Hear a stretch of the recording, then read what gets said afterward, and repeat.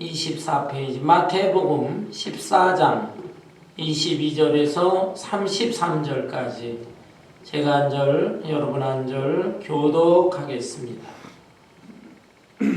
예수께서 즉시 제자들을 재촉하사 자기가 무리를 보내는 동안에 배를 타고 앞서 건너편으로 가게 하시고 무리를 보내신 후에 기도하러 따로 산역을 하시니라. 저물매 거기 혼자 계시더니 배가 이미 육지에서 수울이나 떠나서 바람이 거스름으로 물결로 말미암아 고난을 당하더라.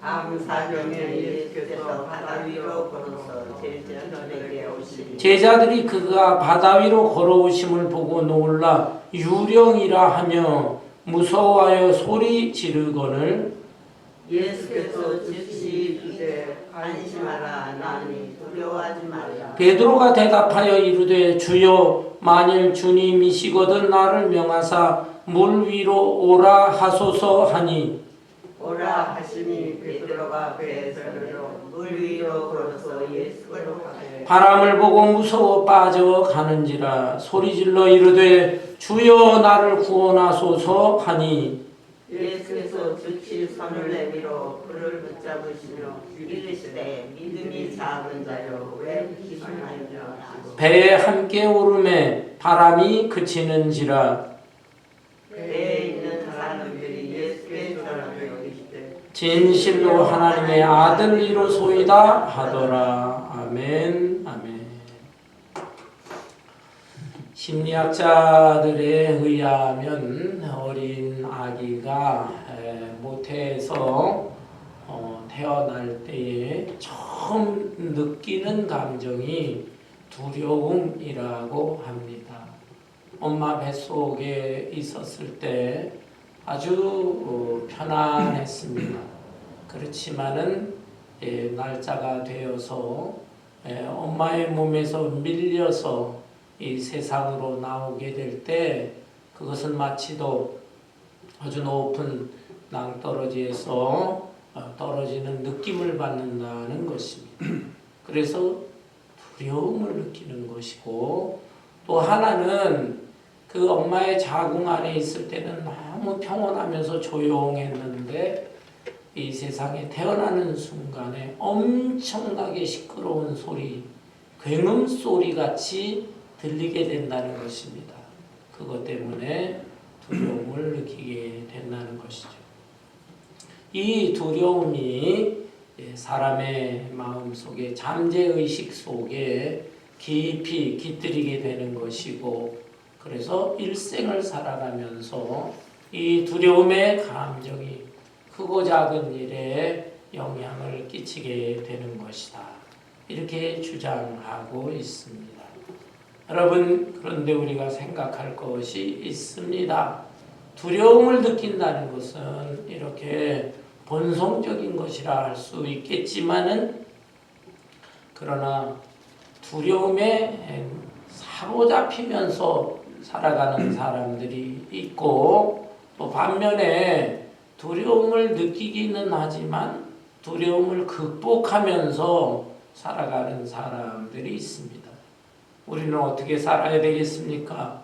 우리는 예수 믿는 사람으로서 우리도 인생을 살아가면서 두려움을 느낄 만한 일들이 많이 있고 많이 경험하게 됩니다.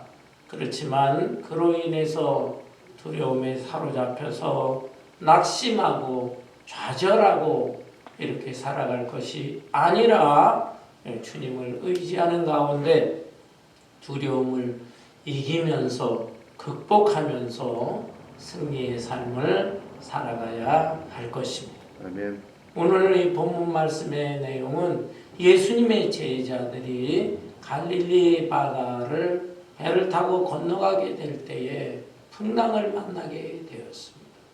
그들이 힘써 노를 저었지만은 그 풍랑이 워낙 세서 두려움을 느끼게 되었어요.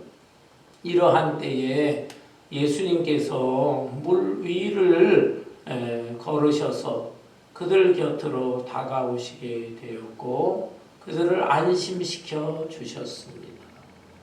특별히 이 베드로는 예수님을 만나자 너무 기뻐서 배에서 뛰어내려 무리를 걷기까지 했는데, 그러나 풍랑을 만나게 될 때 그 풍랑을 보면서 또다시 두려워하게 되었어요. 이때 예수님께서는 손을 내밀으셔서 이 베드로를 건져주셨고 배 안으로 올려주심으로 인하여 평안케 되었다라고 하는 그런 유명한 사건의 말씀인 것입니다. 여러분, 우리는 이 사건, 이 내용을 통해서 몇 가지 두려움을 이길 수 있는 비결, 두려움을 이기는 방법, 이것을 교훈으로 얻을 수가 있습니다. 첫째로 우리가 두려움을 이길 수 있는 방법은 예수님께서 우리를 위해서 기도하고 계신다라는 사실을 믿어야 되는 것입니다. 본문 말씀을 볼까요? 본문 22절부터 보면 예수께서 즉시 제자들을 재촉하사 자기가 무리를 보내는 동안에 배를 타고 앞서 건너편으로 가게 하시고 무리를 보내신 후에 기도하러 따로 산에 올라가시니라. 저물매 거기 혼자 계시더니.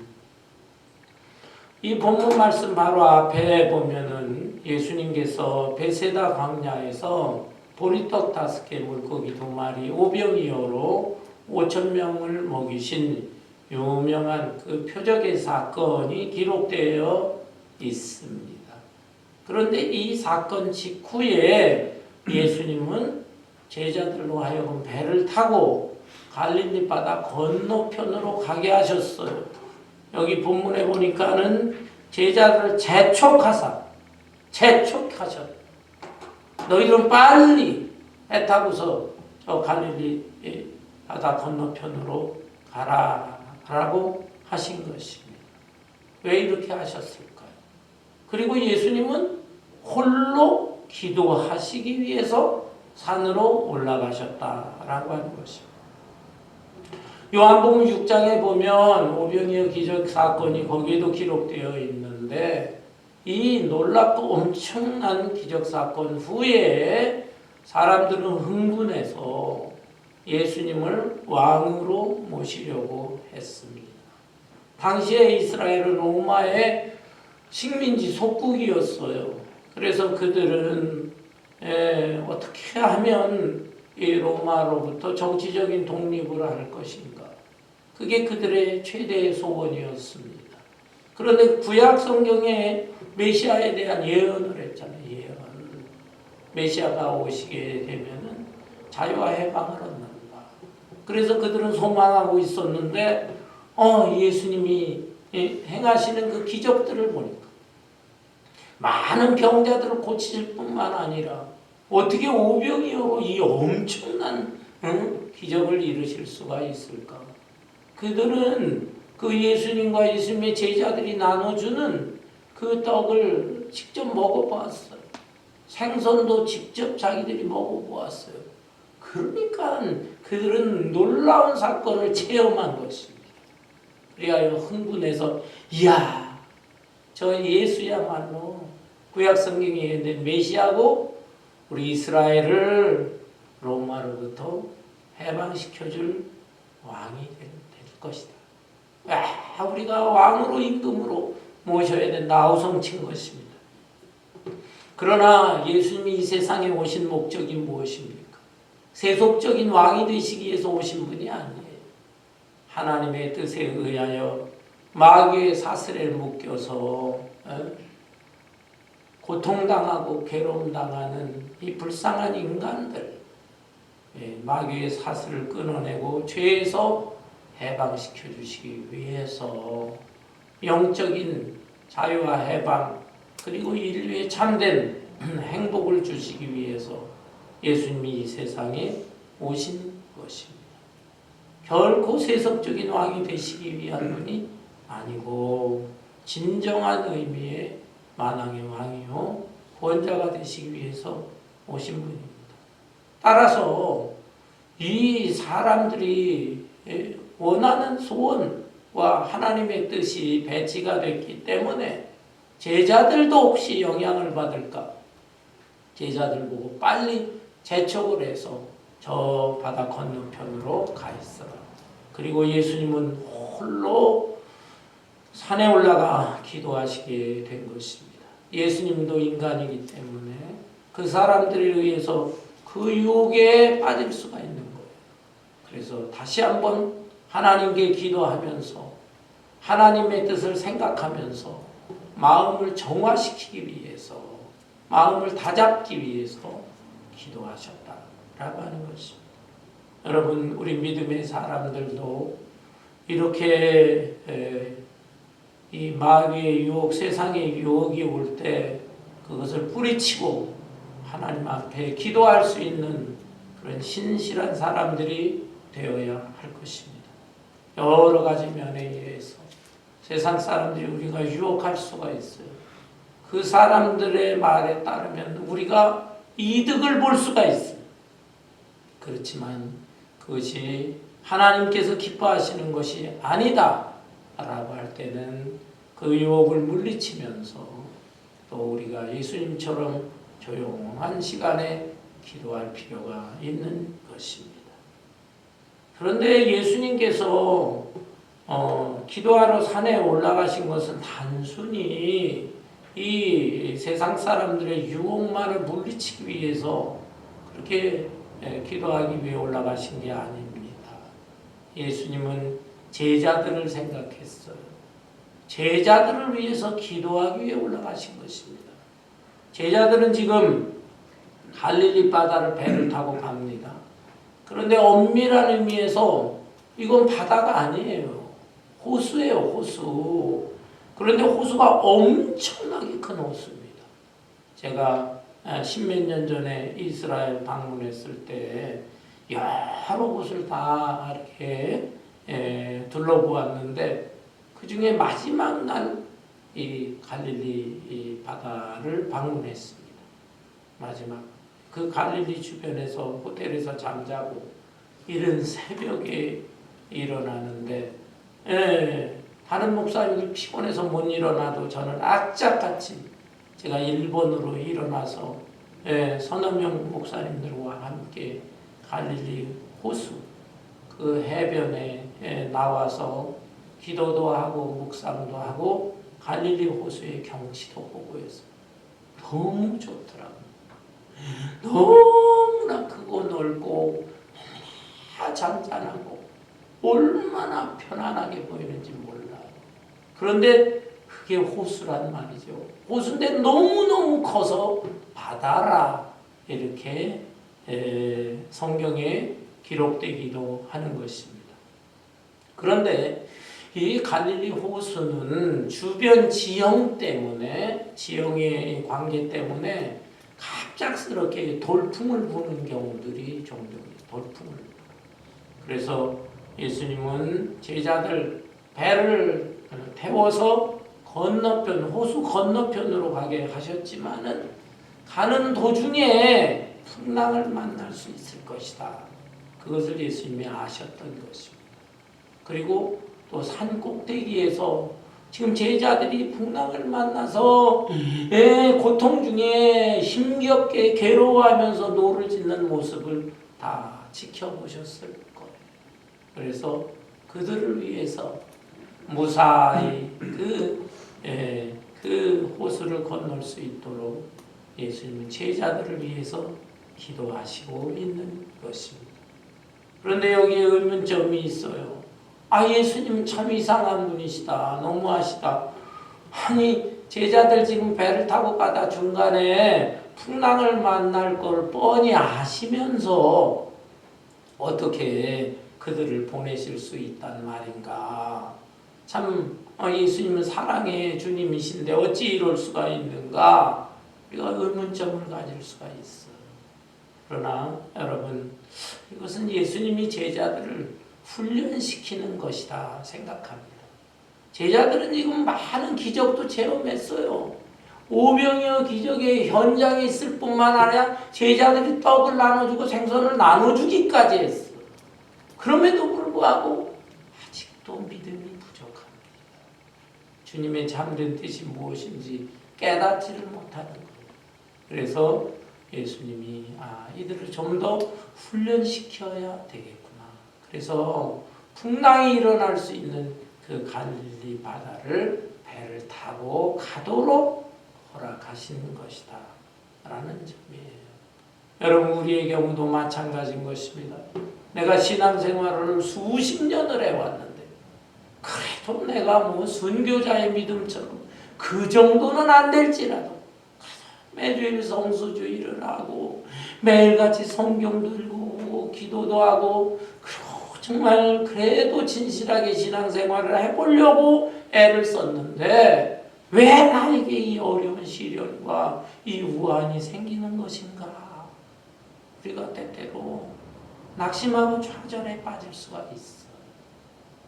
우리가 그 고난의 의미를 다 확실히 알 수는 없어요. 다양한 원인, 다양한 이유가 있어요. 그렇지만 하나님께서 우리를 훈련시키기 위해서, 더 연단시키기 위해서, 더 깨달음을 주시기 위해서 이런 고난을 허락하실 수 있다. 그것을 우리가 꼭 이해하고 받아들여야 되는 것입니다. 여기 본문 말씀 보세요. 22절에 예수께서 즉시 24절에 보면 배가 이미 육지에서 수울이나 떠나서 바람이 거스름으로 물결로 말미암아 고난을 당하더라. 갈릴리 호수에서 배 타고서 이미 수울이나 떠났다. 수울이 글쎄요 한 3, 4마일 이렇게 떠났는지 모르겠습니다. 몇 킬로미터 떠났는데 그 갈릴리 호수 한복판에서 이런 풍랑을 만나게 되었다. 제자들로서는 어찌할 수가 없는 안타까운 거예요. 자기들의 힘으로 그들 중에는 갈릴리 호수에서 어린 시절부터 어부 생활을 하면서 배를 놓쳤는데 아주 도사들이에요. 그럼에도 자기들의 힘으로 이 풍랑을 헤치면서 노를 젓기가 어려운 상태까지 이르렀다. 그런데 예수님이 그들을 위해서 기도하고 계셨어. 그들은 그 생각을 하지 않았어. 예수님은 저 산에 계시는데 예수님이 우리 곁에라도 있으면 도와주실 텐데 산에 계신 예수님이니까 생각지도 못하고 자기들끼리만 그냥 풍랑과 싸우면서 노를 저으려고 했다라는 거예요.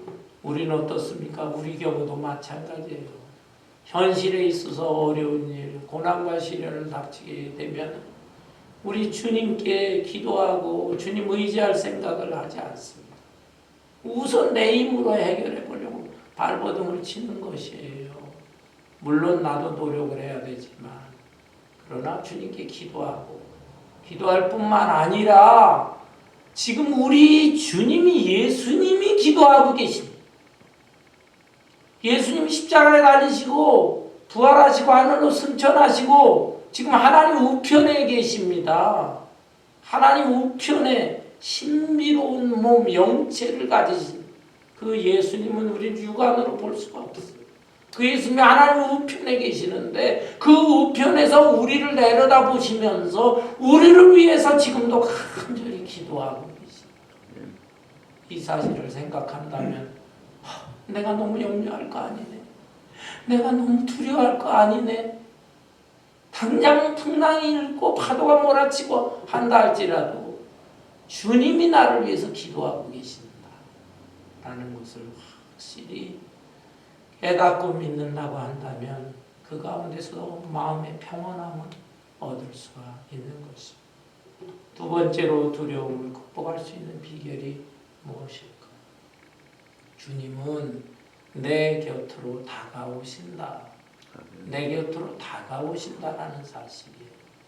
우리 예수님은 지금 본문에 보면 기도만 하신 것이 아니라 이 제자들이 풍랑을 만나자 그 풍랑이 일어나는 그 현장으로 오셨습니다.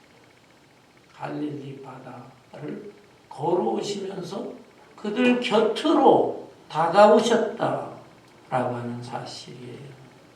여기 25절에 보니까 밤 사경에 예수께서 바다 위로 걸어서 제자들에게 오시니 제자들이 그가 바다 위로 걸어오심을 보고 놀라 유령이라 하며 무서워하여 소리 지르거늘. 밤 사경은 몇 시일까요? 밤 1경, 1경이라고 하면 저녁 6시부터 9시까지 3시간. 제2경은 9시부터 밤 12시까지 2경. 3경은 밤 12시부터 새벽 3시까지 3시간. 그리고 제4경은 새벽 3시부터 아침 6시까지예요. 그러니까 밤 4경, 지금 동트기 직전, 그때가 가장 칠흑같이 어두고 캄캄한 그런 시간인 것입니다. 그 시간, 그러니까 밤을 새워서 제자들은 지금 바다 한복판에서 거센풍랑과 싸우면서 힘겹게 노져오고 있었던 것입니다. 그런데 칠흑같이 캄캄한 아침 새벽 해가 뜨기 전 새벽 서너 시경, 이때 예수님께서 바다 위로 걸어오셨다. 여러분, 저 멀리 하나님 우편에만 계시는 예수님이 아니에요. 예수님은 시간과 공간을 초월하시는 분이기 때문에 내가 어렵고 힘든 그 고난의 시간을 당할 때 주님이 내 곁으로 와 계신다 라고 하는 사실을 잊어서는 안 될 것입니다. 구약성경 다니엘서 3장에 보면 다니엘의 세 친구 사드락 메사가 아벳느고가 그 바벨론의 느부갓네살 왕의 신상 앞에 절을 하지 않았습니다. 그 신상 앞에 모든 사람들은 절을 하는 것, 그것이 그 당시에 국법이었어. 그런데 다니엘은 아마 다른 데가 있었던 것 같고 사드락 메삭 아벳느고 세 친구가 있었는데 신상 앞에서 그것을 아마 지나치게 되었던 것 같아요. 그 앞에 신상 앞에서 절을 하지 않았다. 그리하여 그들은 붙잡혔습니다. 국법에 의해서 처벌을 받습니다. 느부갓네살 왕은 다니엘도 그렇지만 이 세 친구들이 너무 총명한 사람, 총명한 청년, 어떻게 해서든 살려주고 싶었어. 마지막으로 신문하겠다. 너희들은 신상 앞에 절할 생각이 없느냐? 그래서 저희들은 신상 앞에 절할 수가 없습니다. 끔찍한 벌을, 무서운 벌을 받을지라도 우리 주님이 우리를 도와주실 것입니다. 그러나 그리 아니하실지라도, 그 유명한 표현이죠. 주님이 만일 우리를 도와주시지 않는다 할지라도 우리는 결코 왕의 신상 앞에 절하지 않겠습니다. 그냥 이대로 순교하겠습니다. 라는 결단의 고백이.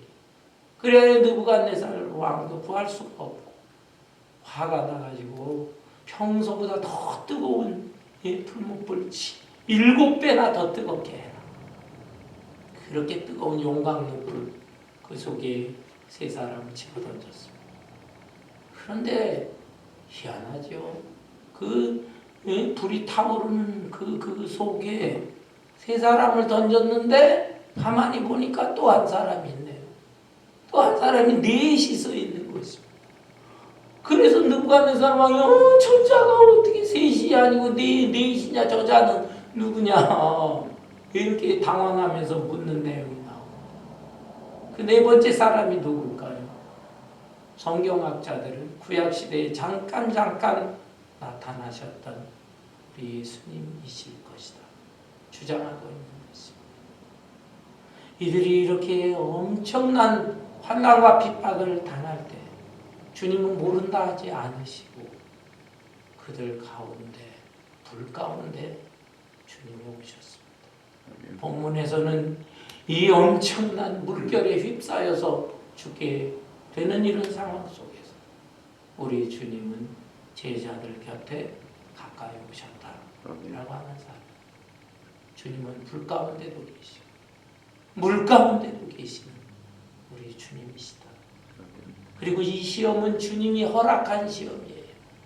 갈릴리 바다를 너희들 먼저 가거라 하면서 당한 시험이기 때문에 주님이 허락한 시험이니까 주님께서 감당할 수 있는 능력도 주시는 것입니다. 제자들로 하여금 감당케 하시고 그들이 너무 힘겨워하니까 주님이 직접 그곳을 찾아서 다가가셔서 그들을 안심시키고 있는 것입니다.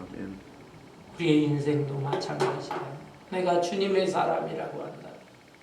내가 당하는 여러 모양 여러 색깔의 고난과 환난 가운데 주님은 모른다 하지 않으십니다. 우리 곁에 가까이 오시고 우리와 함께 하시고 우리를 안심시켜 주시는 우리 주님이라고 하는 사실을 꼭 의심 없이 믿으시기를 바랍니다. 여기 본문 말씀에 볼까요? 그들은 예수님이라는 생각을 추호도 하지를 못했어요.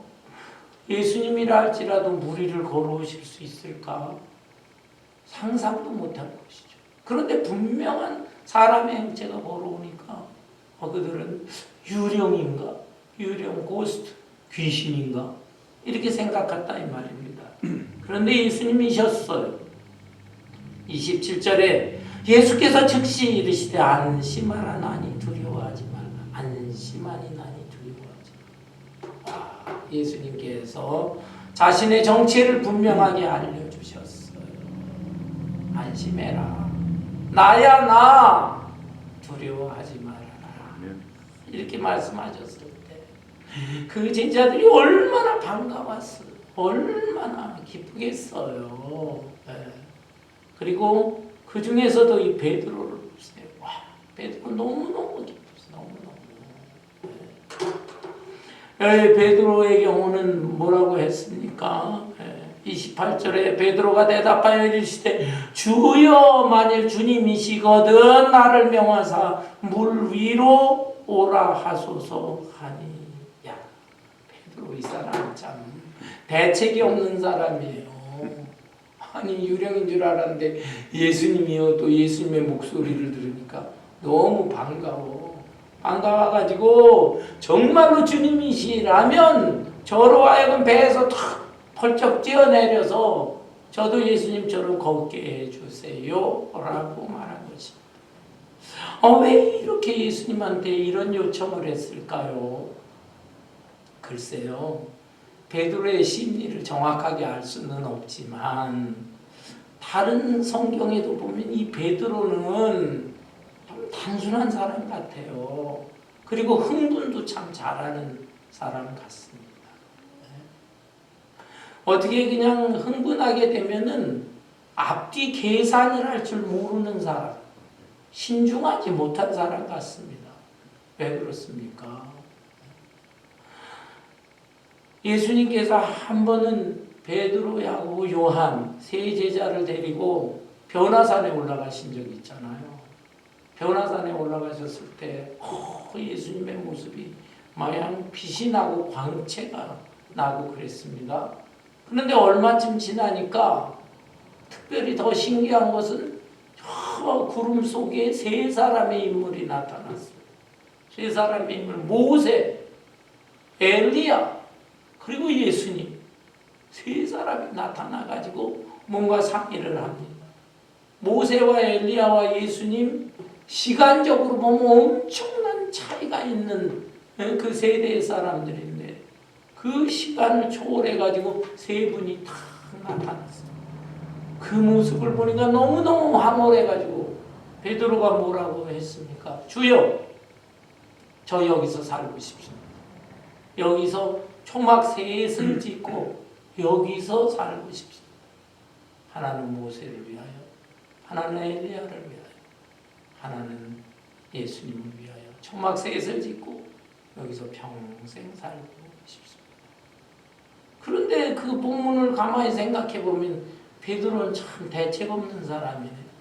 아니 모세와 엘리야 예수님을 위해 초막 3개를 짓는 것까진 좋은데 자기는 지금 어디서 산단 말이에요. 자기를 위해서도 조막 하나는 있어야 될 거 아니에요. 그런데 그런 생각을 하지 않아. 너무너무 그냥 큰 영광을 보고 은혜를 받고 하니까는 자기가 없어. 자기 생각은 못해.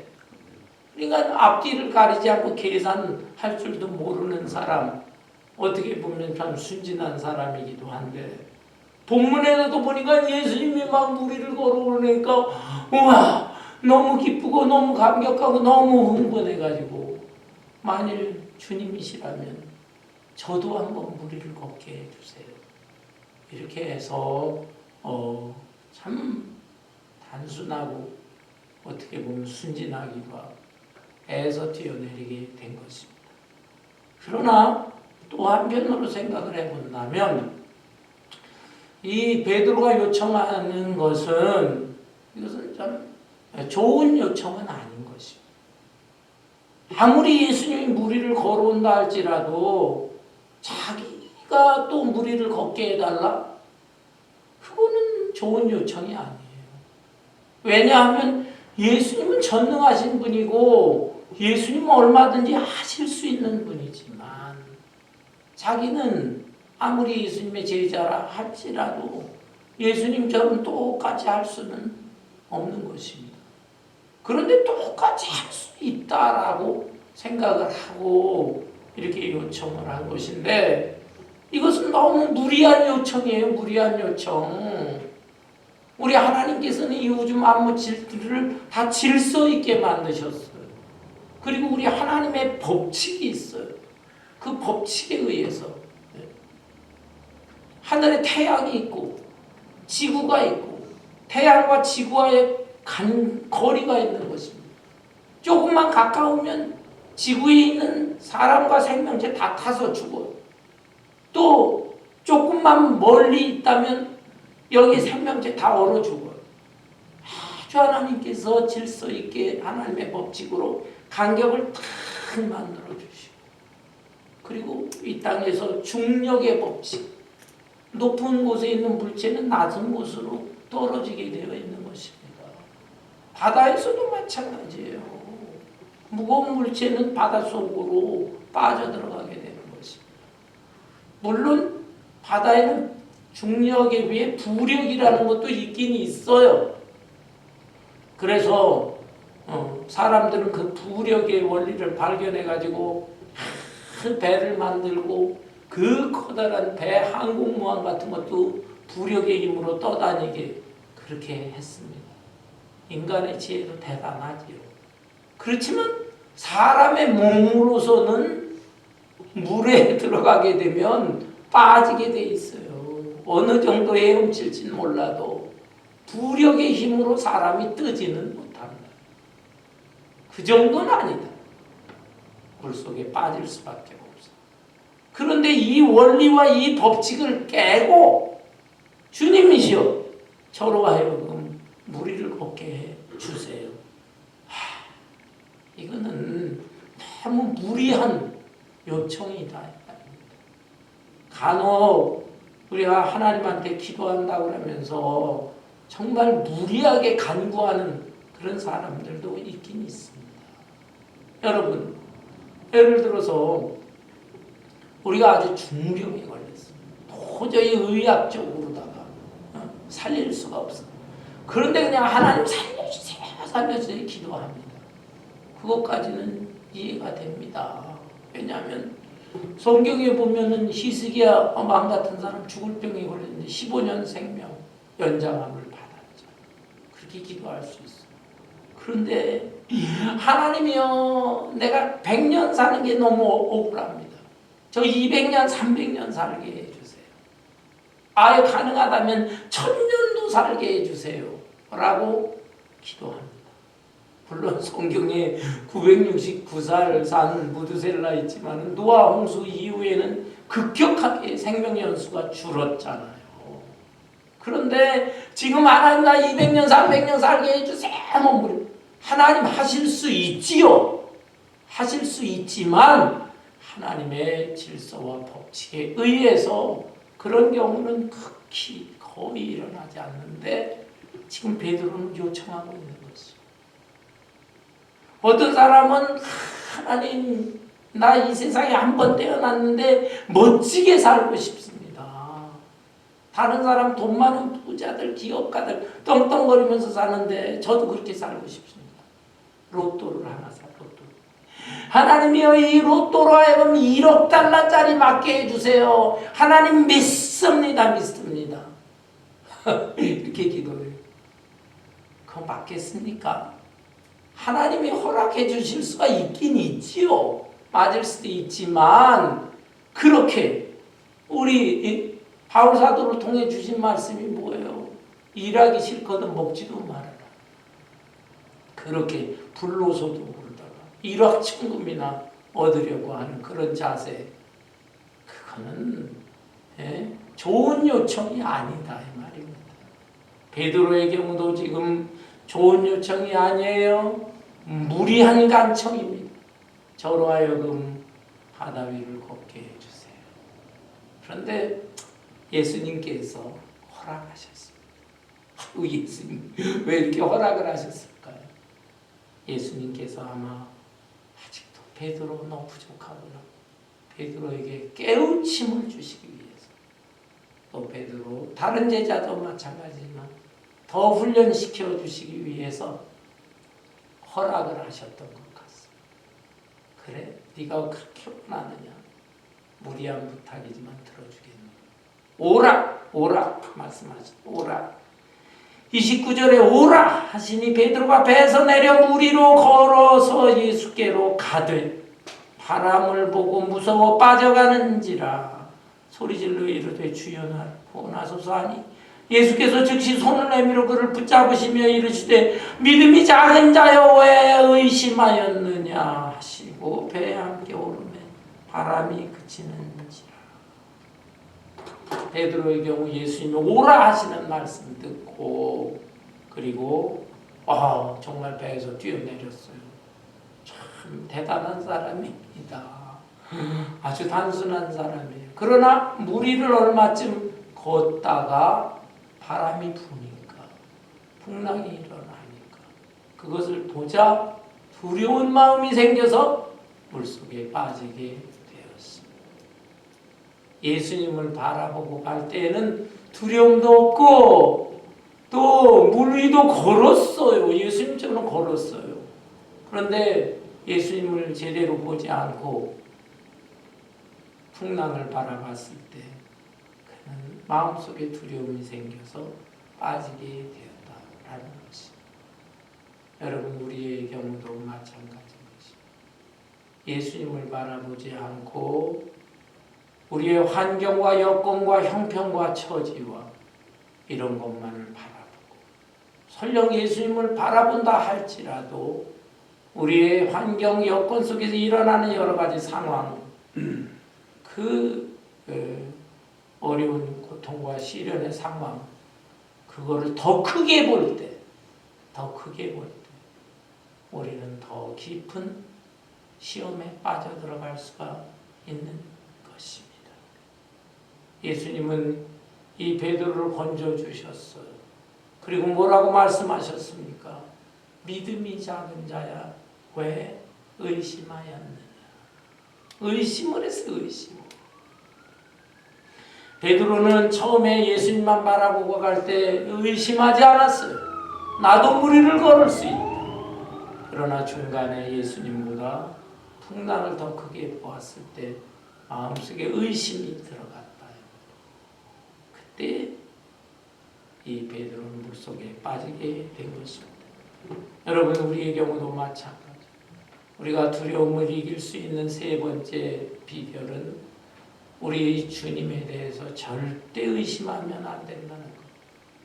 주님의 그 살아계심과 전지전능하심, 그것을 의심하지 말고 주님의 약속의 말씀, 주님의 명령의 말씀, 여기에서도 안심하라, 나다 두려워하지 말라, 오라, 이 말씀에 대해서 조금 더 의심하지 말아야 되는데 우리도 현실을 살아가면서 의심할 때가 많습니다. 도저히 내 생각, 내 지혜로 해결할 수 없는 문제 봉착하게 됐을 때 정말 난 어떻게 하면 좋은가? 주님이 도와주실까? 안 될 거야. 의심이 생기고 신앙의 회의가 생긴다 이 말입니다. 이걸 조심해야 되는 거지. 여러분, 이 의심이라고 하는 것은 나쁜 것입니다. 그러나 모든 경우에 나쁜 건 아니에요. 어떤 사람이 어리석은 사람인가? 믿어서는 안 될 것을 믿는 사람이 있어요. 믿어서는 안 될 걸 믿는 사람. 어리석은 사람. 돈이 굉장히 위력을 발휘하는 것 같지만 돈도 온전히 믿을 게 못 됩니다. 한평생 돈 의지하면서 사는데 돈도 자칫하면 휴지 조각이 될 수가 있어요. 요즘 베네수엘라 사태가 얼마나 지금 심각합니까? 그런데 그 베네수엘라가 왜 그렇게 혼란에 빠지고 그렇게 됐습니까? 베네수엘라 좌파 정권이 들어서면서 거기에 경제적인 혼란이 벌어지는데 몇 년 사이에 인플레이션, 우리는 인플레이션 뭐 5% 10%만 올라가도 아이고 살기 어렵다. 그 사람들 몇만 %가 올라대. 몇만 %가 상상을 할 수가 없습니다. 돈으로 벽지를 사서 벽지를 발라야 되는데 벽지를 바르는 것보다 돈 지폐로 벽을 바르는 것이 훨씬 싸다는 거예요. 몇만 %가. 그러니까 뭐 난리가 나고 살아갈 수가 없는 것이 이렇게 된 것이죠. 돈이 항상 나를 지켜주는 것만 아닙니다. 돈 의지할 것도 아니다. 사람을 믿는다. 사람 의심하는 거 좋지 않다. 어느 경우에는 맞지만 꼭 맞는 것도 아닙니다. 사람 믿는 거. 사람은 완전한 존재가 아니에요. 심보가 나쁜 사람들은 일부러 속여요. 사기꾼들이 있어요. 그들을 조심해서 경계해야 되는 것입니다. 물론 가깝게 지내는 사람들, 이런 경우에는 어떤가? 그런 경우에는 믿으면서 살아야 되겠지만 그러나 그 사람들도 온전히 믿을 수가 없습니다. 정말로 믿고 신뢰할 수 있는 사람이라고 한다면 훌륭한 인격자예요. 그래서 저 사람은 정말 믿을 만한 사람이야. 인격자. 그러나 그런 사람일지라도 불완전한 사람이기 때문에 피치 못할 상황과 여건 처지가 되게 되면 그 약속을 갖다 버리게 되는 거예요. 그래서 사람을 믿었다가 나 너무 실망했어. 너무 상처받았어. 그 사람 완전한 사람이 아니에요. 여러분, 우리는 사람에 대해서 이렇게 생각해야 됩니다. 사람은 믿음의 대상이 아니고 사랑의 대상인 것입니다. 사랑의 대상. 그 사람이 어떠한 경우이든지 나는 진심으로 그 사람을 사랑합니다. 그것으로 족한 것이지 그 사람을 갖다 주님처럼 믿음의 대상으로 생각하면 안 된다. 어리석은 사람. 믿어서는 안 될 대상을 믿는 것이죠. 반면에 이런 사람보다 더 어리석은 사람이 있어요. 그거는 꼭 믿어야 할 대상을 믿지 못하는 사람이에요. 꼭 믿어야 할 대상이 누구겠습니까? 우리 하나님이요. 하나님의 아들 예수 그리스도. 어제나 오늘이나 영원토록 변치 않는 그 주님. 주님에 대해서 주님의 살아계심을 의심 없이 믿고 주님의 지혜와 능력을 의심 없이 믿고 주님의 언약의 말씀에 대해서 의심 없이 믿고 이렇게 믿음으로 사는 사람이 큰 믿음의 사람인 것입니다. 그런데 베드로는 그런 정도의 믿음이 아니었던 것이죠.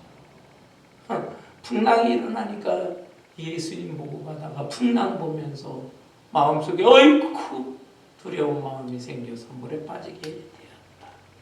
여러분, 주님에 대해 주님의 말씀에 대해서 조금 더 의심하지 말아야 돼요. 두려움을 이길 수 있는 마지막 비결은 무엇이냐 하면은 우리가 어떠한 원인에 있든지 내가 믿음이 부족해서인지 아니면 또 다른 그 고난의 원인으로 지금 이런 어려운 시련과 역경에 당했는지는 모르지만 그런 상황 속에서도 꼭 주여 나를 구원하소서, 주여 나를 구원하소서, 주님에게 부르짖고 주님의 손을 잡아야 된다라고 하는 것입니다. 여기에 30절에 바람을 보고 무서워 빠져가는지라 소리질러 이르되 주여 나를 구원하소서 하니 예수께서 즉시 손을 내밀어 그를 붙잡으시며, 그래도 베드로의 경우에 물에 빠져 허우적대면서 자신이 살 길은 이제 주님밖에 없다, 주여 나를 구원해주세요, 부르짖었다는 사실이에요. 그리고 손을 내밀었을 때 우리 주님이 그 손을 꼭 붙들어 주십니다. 주님은 이렇게 사랑의 주님이에요. 베드로에게 허물도 있고 약점도 있고 믿음도 부족하고 의심 많고, 그렇지만은 그래도 우리 예수님께서 베드로가 이렇게 주여 나를 구원해 주세요라고 했을 때 그를 꼭 붙잡아서 배 안으로 올려주셨다라고 하는 사실입니다. 우리의 경우도 이렇게 부르짖고 주님의 손을 잡을 수 있어야 돼요. 어떤 사람이요, 밤중에 길을 가다가 절벽이 있는 좁은 길을 가게 되었답니다.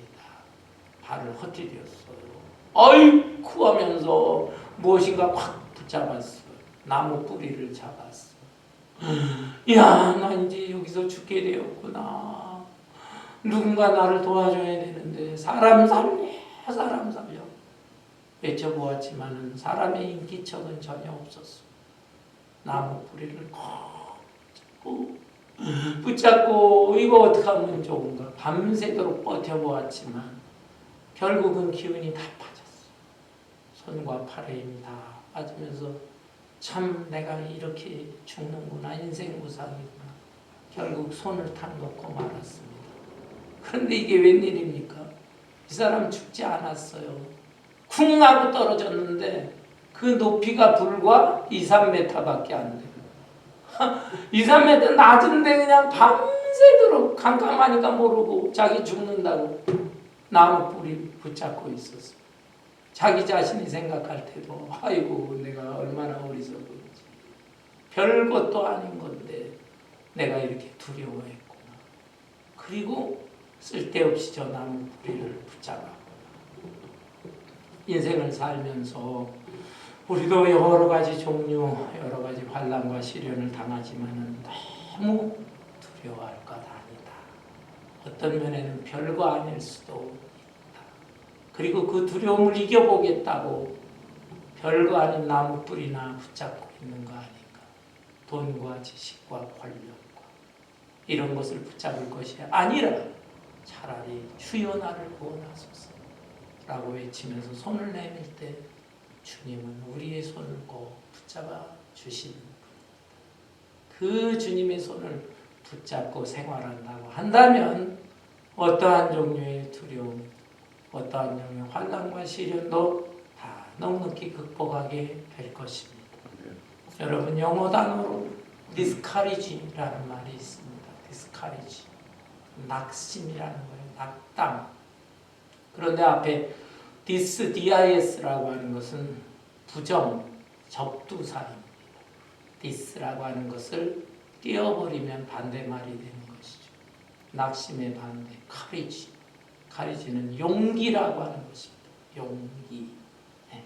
여러분, 우리가 너무너무 현실의 문제에 두려워하면서 낙심에 빠지면서 살 것이 아니라 우리 주님이 나를 위해서 기도하신다. 그리고 주님은 저 멀리만 계시는 것이 아니라 내 곁에 다가오신다.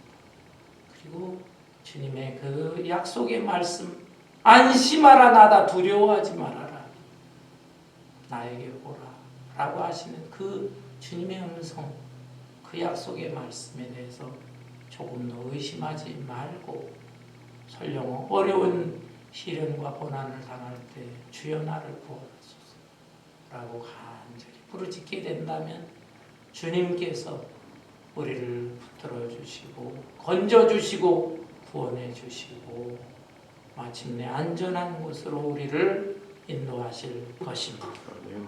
본문의 제자들이 뭐라고 했습니까?